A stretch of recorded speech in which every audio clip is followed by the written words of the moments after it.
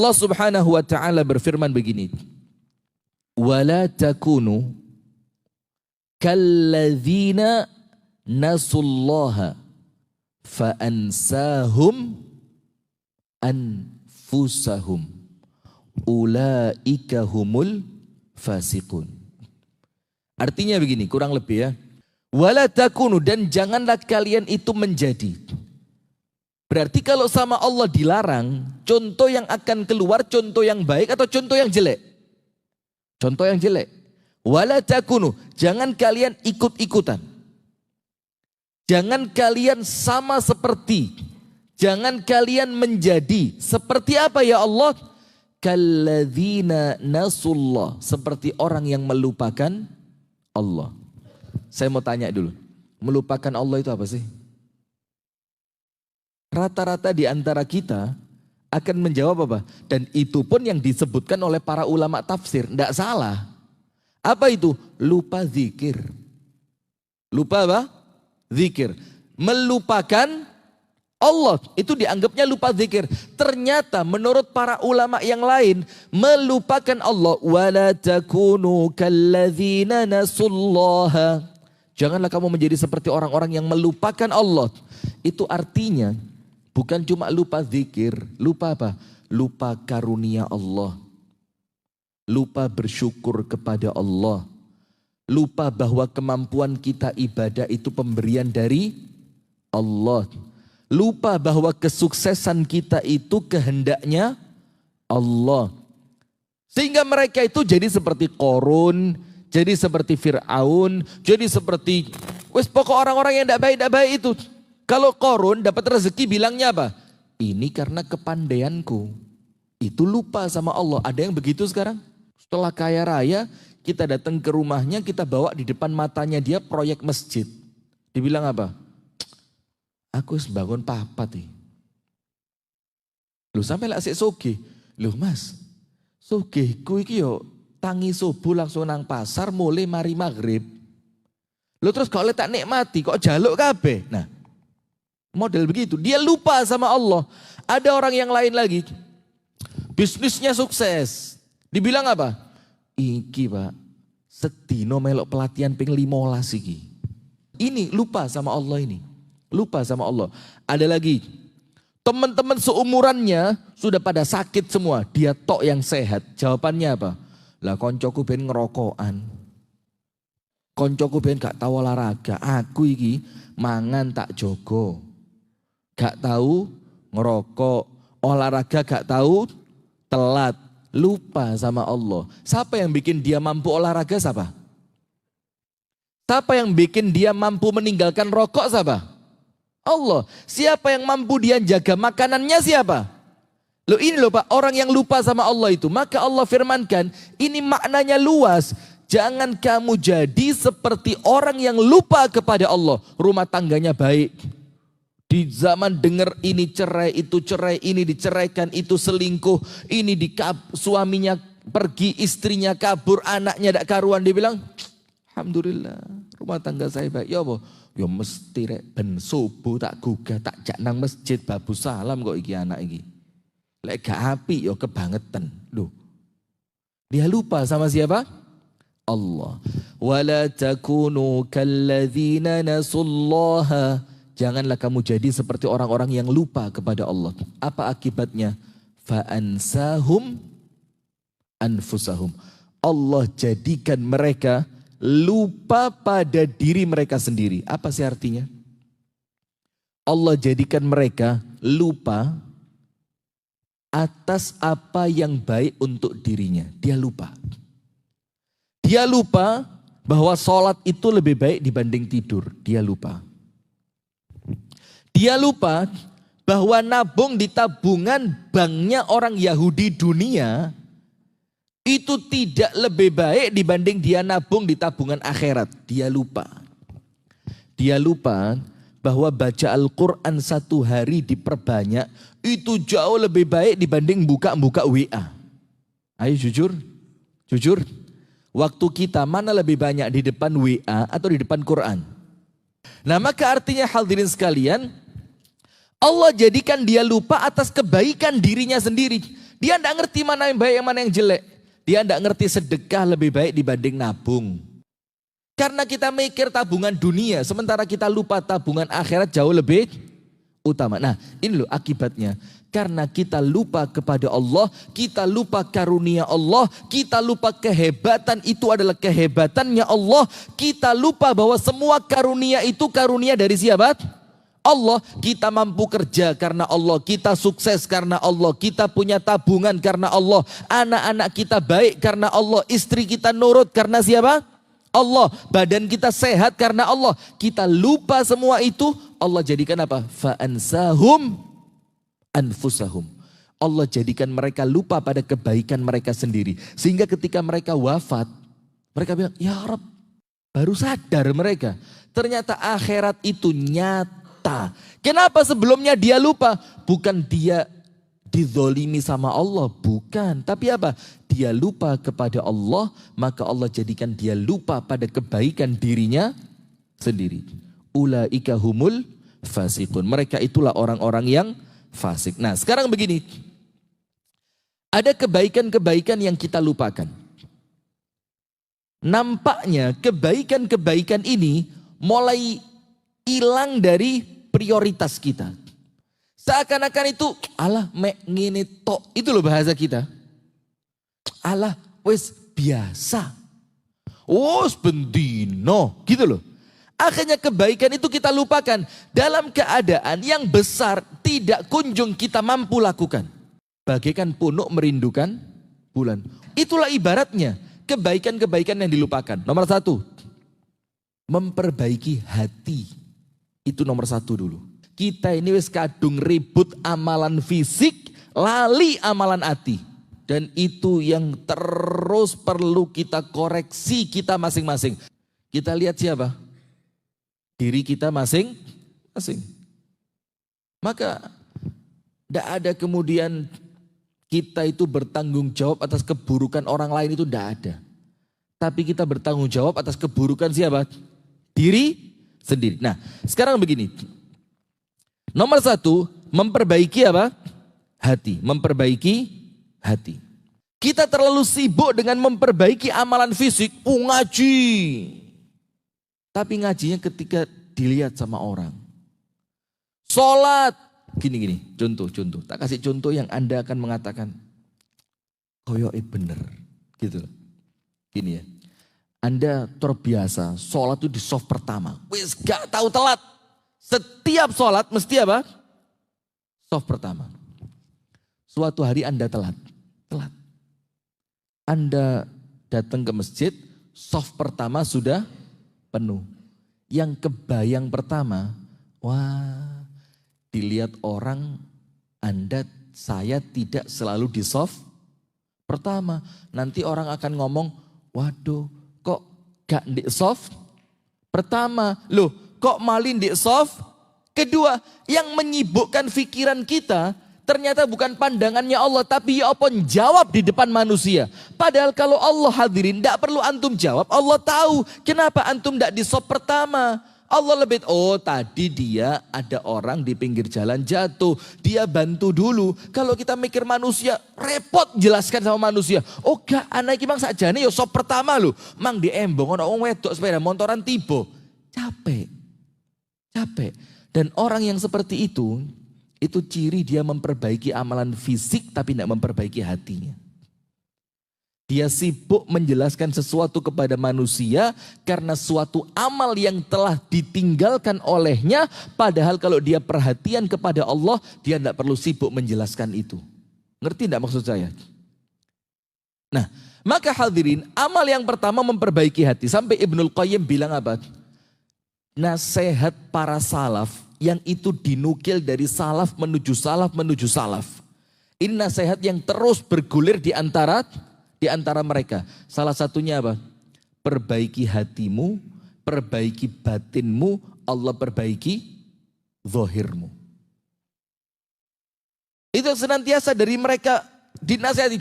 Pokok urusan hatimu. Ya apa caranya hati ki apik? Nanti amalan fisik akan mengikuti. Sayangnya kita balik. Kita anggap ngaji dhisik, engko lak suwe-suwe atine apik ah. Loh, yakin kalau ngajimu sama Allah diterima? Yakin kalau ngajimu ikhlas? Yakin ngajimu itu betul-betul untuk Allah? Yakin ngajimu itu betul-betul ini ngaji untuk susah? Bukan berarti amalan fisik ditinggalkan, yo keliru. Sama seperti begini Pak. Ustadz, sholat harus ikhlas. Oh harus. Oh berarti saya tidak usah sholat. Loh kenapa? Saya tidak bisa ikhlas Ustadz. Timbang rugi sholatku. Karuan gak sholat menisan, oh gak ikhlas. Ya sama seperti itu ibaratnya. Sholat dan ikhlas itu dua perintah yang berbeda. Ikhlas ndak ikhlas kudu sama seperti perempuan. Oh, kalau jilbaban jadi harus baik ya? Lu harus. Masuk jilbaban ndak baik? Oh berarti saya ndak usah jilbaban. Kenapa? Karena saya belum baik. Nanti malah merusak nama jilbab. Oh kalau jilbaban saya ngerumpi ya. Loh, larangan ngerumpi dan perintah berjilbab itu perkara yang berbeda. Anda ngerumpi gak ngerumpi jilbaban tetap wajib. Anda baik tidak baik, maka jangan meninggalkan kebaikan yang lain ketika satu kebaikan Anda tidak bisa lakukan. Ya neraka temenan lek ngene. Itulah kenapa kebaikan itu banyak. Supaya apa? Ketika Anda ketinggalan satu kebaikan, Anda bisa melakukan kebaikan yang lain. Nah, maka nomor satu, perbaiki apa? Hati. Ini amal yang hilang. Sekarang Ustadz, apa pentingnya memperbaiki hati? Begini, kita semuanya tahu kan? وَلَا تُخْزِنِي يَوْمَ يُبْعَثُونَ يَوْمَ لَا يَنْفَعُ مَالٌ وَلَا بَنُونَ إِلَّا مَنْ أَتَى اللَّهَ بِقَلْبٍ سَلِيمٍ. Maka kita berdoa sama Allah, ya Allah jangan engkau hinakan aku ya Allah kelak di hari kebangkitan. Apa itu? Di mana pada hari itu tidak lagi bermanfaat anak ataupun harta. Kecuali apa? Yang akan memberi manfaat kecuali orang-orang yang datang kepada Allah dengan hati yang bersih. Nah sekarang tunggu dulu.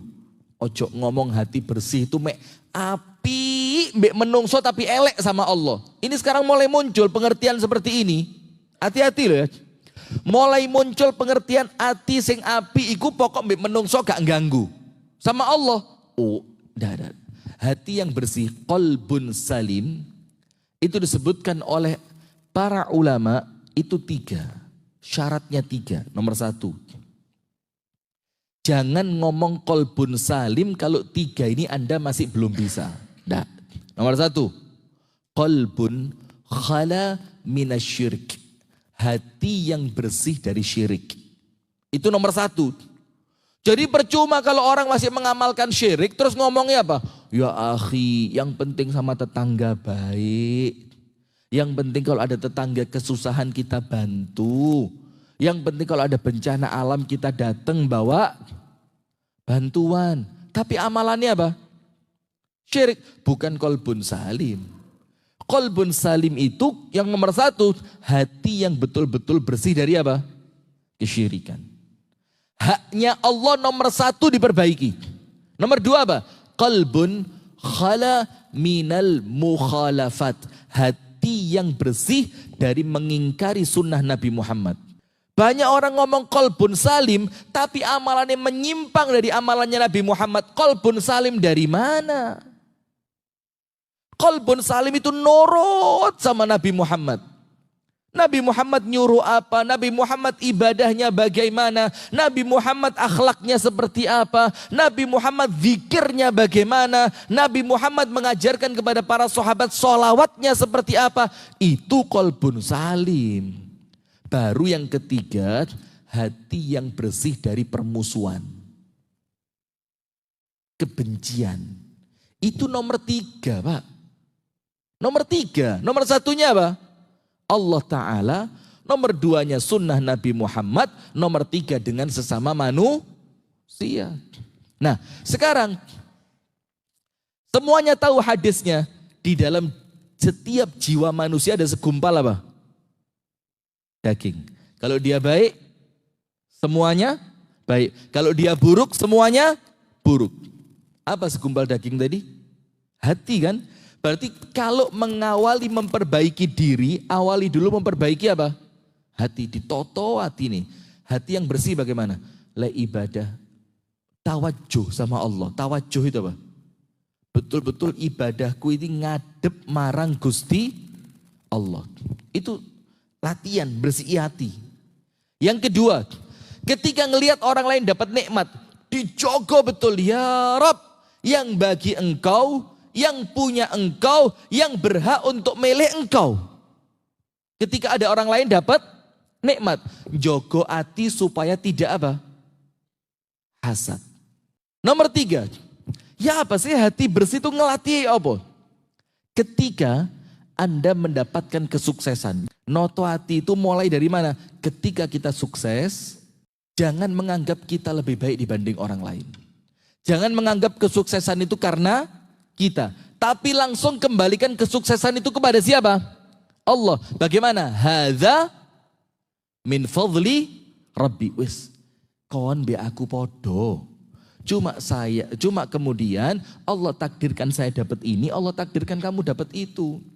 Maka ketika dapat nikmat, itu latihan noto hati, itu nomor 1. Jadi kebaikan yang dilupakan, memperbaiki hati sama orang yang baik. Ngelihat orang melakukan kesalahan, husnudzon, kasih uzur. Nomor 2, kebaikan yang terlupakan apa? Orang tua. Memang Pak, ujian terbesar itu adalah orang terdekat kita. Suami, istri, anak-anak, orang tua. Itu ujian terdekat. Terberat. Maka sering dengar cerita kan ketika para salaf itu ibunya meninggal, dia nangis kan. Padahal terkenal orang yang paling tough di zamannya. Kok nangis? Dia bilang, saya nangis bukan karena apa. Saya nangis karena satu peluang pintu surga saya hari ini tertutup. Dan saya belum tahu saya telah memanfaatkan dengan baik atau tidak. Ya kan? Nah ini kebaikan yang dilupakan nomor 2. Padahal apa? Anda tahu Abdullah bin Al-Mubarak itu bilang begini. Laqi'datun tahta qadami ummi ahabbu ilayya min hajjatin nafilatin. 1 kali duduk di bawah kaki ibu saya. Itu kata Abdullah bin Al-Mubarak. 1 kali Hasan Al-Basri atau Abdullah bin Al-Mubarak di antara 2. 1 kali duduk di bawah ibu saya, yo macam-macam kebiasaan orang Arab itu kalau duduk di bawah kaki ibunya, yo ngelapi pakai minyak, yo mijeti, yo ngetoki kukune, yo ngekum sikilin di banyu bukan untuk diminum, iki lebay betul, tidak ada yang nyuruh itu. Tapi apa? Bersihin kakinya, dari kan kaki biasanya ada kotoran-kotoran yang nempel. Rendam di air anget, gosok pakai kain yang agak kasar dikit, tapi kainnya basah.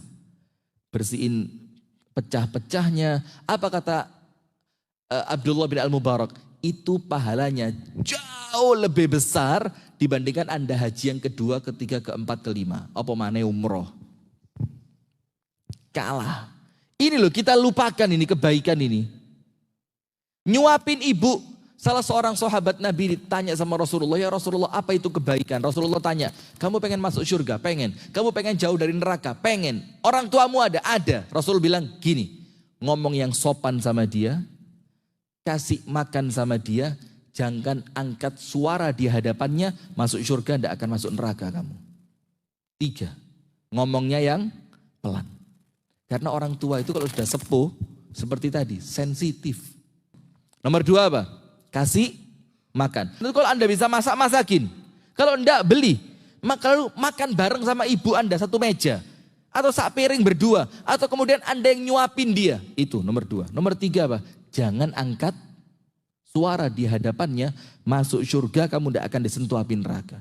Itu orang tua. Sampai Rasulullah bilang, orang tua itu pintu surga yang paling tengah. Apa arti yang paling tengah? Kalau Anda ambil rute Pak, menggok nganan melambung kiri dibanding lurus tengah, yang paling sampai cepatnya yang mana? Yang paling cepat sampai yang mana? Lurus tengah. Maka yang paling cepat mengantarkan kita masuk surga, yo pintu orang tua itu. Maka pantas nangis kalau orang tua meninggal, itu pantas. Setelah mereka meninggal, Anda tidak mengharap apapun kecuali dari siapa? Allah. Istighfar untuknya, sedekah atas namanya, kemudian mohonkan ampun untuknya, doakan orang tua, sambung kerabatnya yang kamu tidak akan nyambung kecuali dari jalurnya. Itu ono sian. Cuma sayangnya kita ini kalau orang tua meninggalkan panas-panas saja. Panas-panas apa itu? Setelah itu kan paling merong wulan sedih. Oh, bapak ini dulure diparani, koncone digolei, sedekah. Setelah itu tidak ada. Padahal umur kita masih panjang untuk bisa berbakti sama orang tua yang telah meninggal tadi. Tapi dilupakan. Nah, sementara ini dua dulu ya. Tanpa terasa kita sudah mendekati kembali dengan bulan yang penuh dengan kebaikan, bulan yang penuh dengan keberkahan, yaitu bulan Ramadan. Di mana pada bulan Ramadan salah satu di antara keutamaan yang disebutkan oleh para sahabat Nabi adalah Rasulullah SAW manusia yang paling dermawan, dan beliau semakin dermawan di bulan Ramadan. Bahkan kedermawanan beliau itu diibaratkan seperti angin yang bertiup yang tidak ada perhitungannya sama sekali. Nah, maka kami mengajak kepada saudara sekalian untuk berbagi kebahagiaan di bulan Ramadan ini. Sehingga kebahagiaan yang kita akan berikan kepada orang-orang yang nampaknya kurang beruntung, mereka tersenyum gembira, Anda yang insya Allah akan memanen pahala dari kegembiraan mereka. Maka dari setiap 10.000 yang Anda sedekahkan kepada kami melalui Yayasan Sayap Dakwah Organizer, ada 10.000 porsi buka puasa yang kita bagikan, 1.000 paket untuk yatim, du'afa dan mu'alaf yang akan kita berikan, dan pengadaan 1.000 kitab untuk kajian, dan 100 titik kajian Ramadan, penyelenggaraan i'tikaf, operasional dakwah dan kegiatan sosial yang lainnya. Maka insya Allah apabila umur kita tidak sampai ke bulan Ramadan, maka harapan kita, harta kita yang akan sampai di bulan Ramadan. Maka kami mengajak, jangan lupa sisihkan sebagian dari harta kita melalui rekening Yayasan Sayap Dakwah Organizer di bawah ini. Barakallahu fikum. Assalamualaikum warahmatullahi wabarakatuh.